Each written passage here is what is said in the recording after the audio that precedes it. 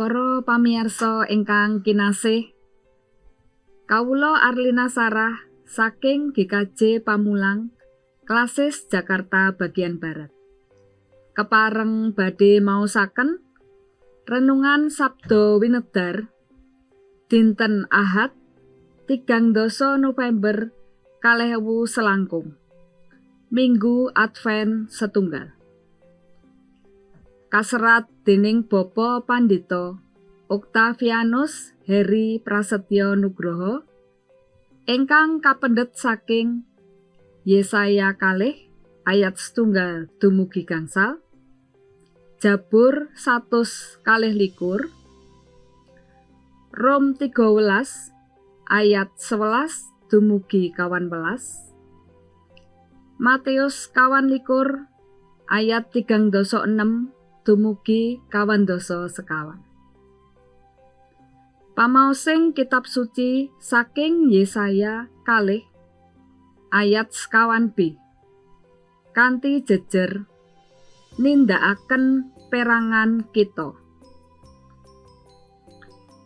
Yesaya 2 ayat 1b mekaten suraosipun.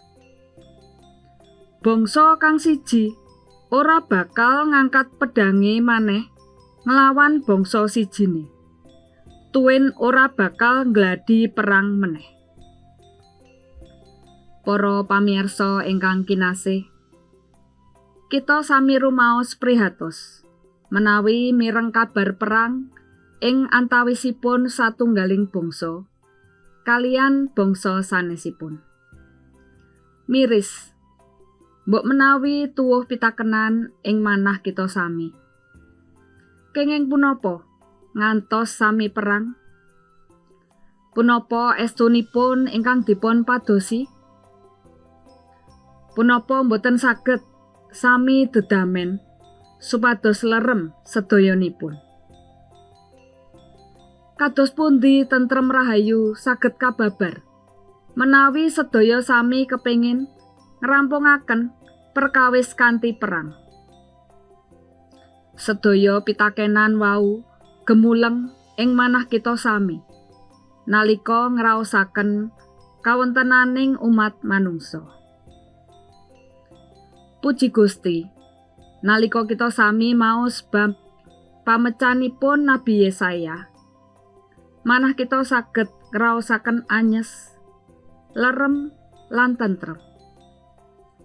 Pamecanipun Yesaya punika tumuju ing mangsa tembe bilih nalika Gusti mulihaken kawontenanipun umat Israel saking pambuangan. Panjenenganipun badhe nuntun bangsa-bangsa supados boten sami perang. Kosok wangsulipun para bangsa badhe ngraosaken tentrem rahayu.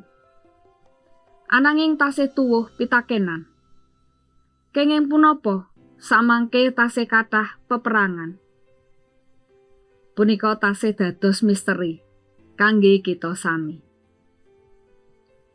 Menawi kita raosaken langkung lebet, sejatosipun pamecaning Yesaya wau dados pamecut kangge kita sami kangge ngudi katentreman lan lebih saking peperangan. Gusti ngersakaken supados kita sami umating manungsa nindakaken perangan kita.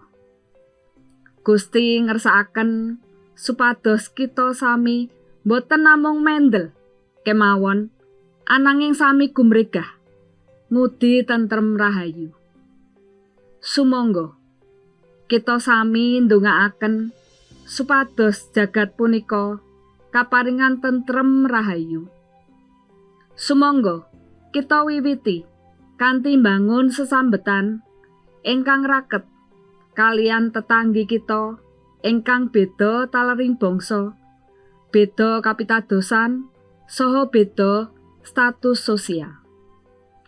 Lumantar tumindak ingkang prasaja ing wanci samangke, mugi kita sami kasagedna nderek andum katentreman ing satengahing alam donya punika. Amin. Mekaten pangendikanipun Gusti. Sumangga kita ndedonga. Duh Gusti, Allah kawula nyuwun pangapunten saha piwulang. Paringana kawula kakiyatan kagem ngowahi manah lan gesang kawula. Supados saben nepsu, sengit lan raos ingkang boten sae saged katempo dados katresnan, pengenget lan pangapunten. Mugi kawula saged nindakaken perangan kawula piyambak-piyambak ing udi tentrem saha kebecikan kados ingkang paduka kersakaken. Amin. Pasamuan ingkang kinasih, cekap semanten renungan Sabda Winedar Sinode GKJ dinten punika. Ngantos pinanggih ing program salajengipun. Sumangga panjenengan like, subscribe lan dipun kintunaken dhateng sederek sanesipun. Gusti berkahi.